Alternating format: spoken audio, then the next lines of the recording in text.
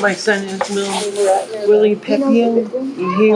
He died on May 10th, 2022, right on Mother's Day. He went to a party the night before and he was assaulted and he got arrested for disorderly conduct. Apparently, this person hit him in the head with a shovel and they just thought he was drunk, but he was arrested and taken to the IHS for clearance, and the doctor, he didn't even get out of the police car. In fact, they just drove into the garage, and one of the nurses came out and took his blood pressure and did a COVID test. And while he was in there, one of the cops turned off their cameras and was busy flirting around with one of the EMTs. And he sat in the cop's car for maybe 15 to 20 minutes. And the doctor didn't see him at all or anything. So they took him to jail. They booked him in for disorderly conduct. And the morning I woke up, I looked out. Well, the night before, he said, "Mom, could I borrow your car? I want to take my friend home." And I go, "Okay, I'm going to give you half an hour. You better bring my car back." And he goes, "Yeah, I will." So anyways, he left, and the next morning I woke up maybe about 5:30 or 6, and I looked out. Well, first of all, he always put the keys either on the fridge or the microwave. So I checked the microwave, and there was my keys. My car was there, but him and his girlfriend's car wasn't there. So I just figured, well, they should be coming home pretty soon. And about 8:30, his girlfriend called me and said that he had got arrested and he was in jail. So I figured, well, as soon as he sobers up and everything, they'll let him out. So anyways, I started calling about 8:30. I called all that day, about 2 hours, every 2 hours, and they would say, "When you blow zeros." And it was just about when COVID was setting in here. So every 2 hours I was calling, and they said, "Well, when you blow zeros, when you blow zeros."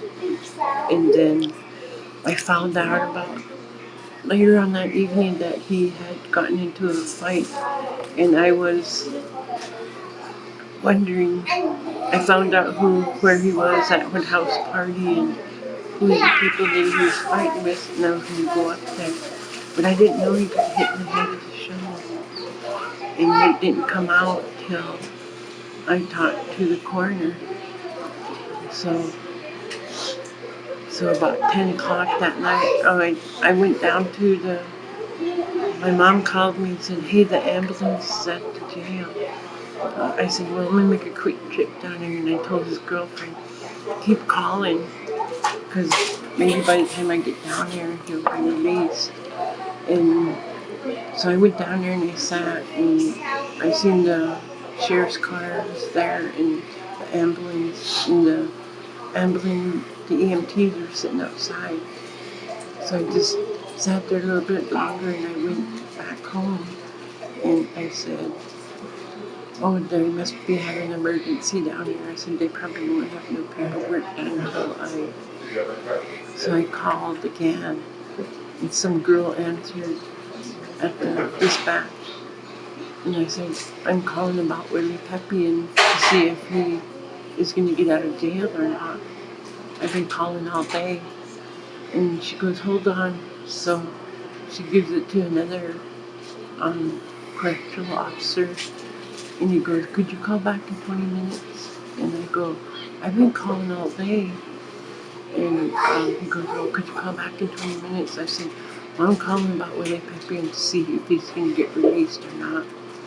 And so I said, 20 minutes, I'm calling back. So that 20 minutes, I call back, no answer. So I figured they were busy with whoever the ambulance, the EMTs were with. So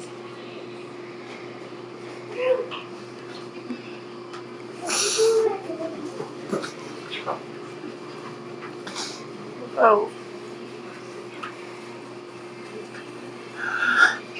10 o'clock that night, the sheriff came and knocked on my door, and he asked me what Willy Pepion, if Willy Pepion was my son. I go, he was. He is my son. And I thought maybe he was getting taken to Great Falls or something.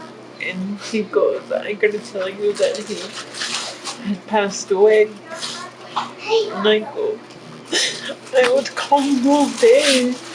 It can't be that it seemed like he was pretty far away after I started talking to him more. He was asking me if I had anybody I could call.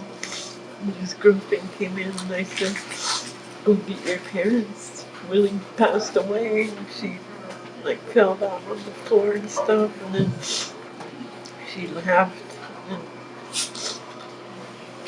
he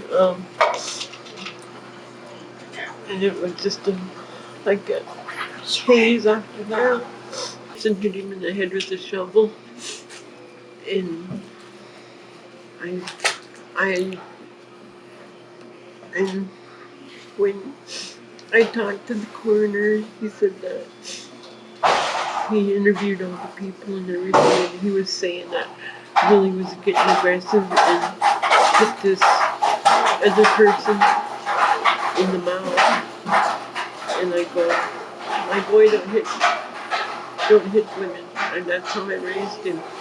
He isn't a woman beater at all. And the girl was taking pictures on Facebook and everything, showing her lip and stuff, and then pretty soon she switched to, it was her nose. But I looked at the pictures on them, and there was an old cut on her lip. And so I met with the FBI, and he said, I can't tell you nothing. And I go, did you interview people? And he goes, I can't tell you nothing. He was really rude to us. So I didn't stay there very long, and I left. And pretty soon the sheriff coroner came and talked to me. And he said that Willie died of a subdermal hemorrhage or hematoma. The doctors didn't pick it up or anything. They said if they did, he would have been still alive. But and then when I never did get to talk to the FBI. So within that, during the case, he switched over, and this younger girl came on, and they called me in with my advocate, the victim's advocate, and they were trying to ask if Willie had head injuries before that. And I go, no, he never. And he goes, well, the medical examiner said that it was a 2-day injury prior to that. And I said, no, it couldn't be because he went to work all that week. I have his timesheets, and it was just a regular day. I have a picture of him a week before this happened, and everything was like a normal week. And so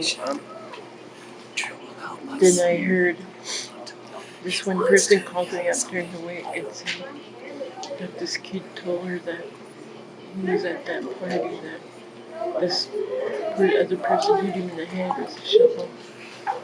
And then, so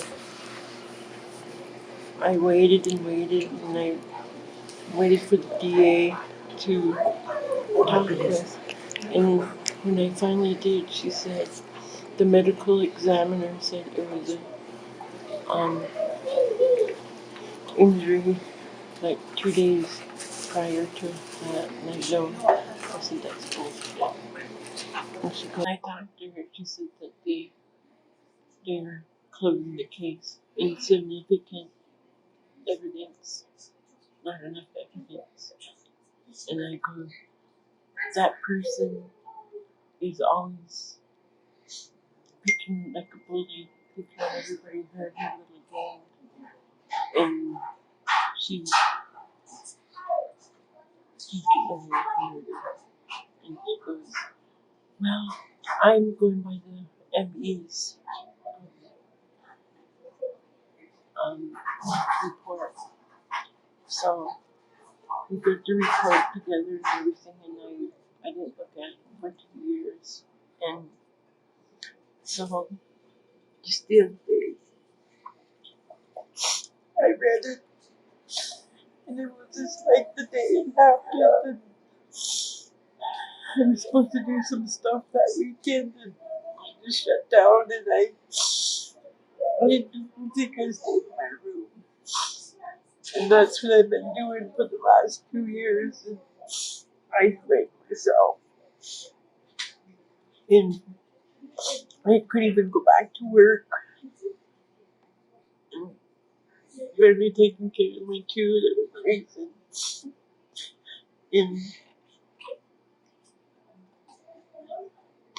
I would never wish this kind of thing on anybody, not even my worst enemy. It's horrible. And my boy was a good boy. He didn't hit women. The only person that did it is still walking around free. Actually working at the hospital.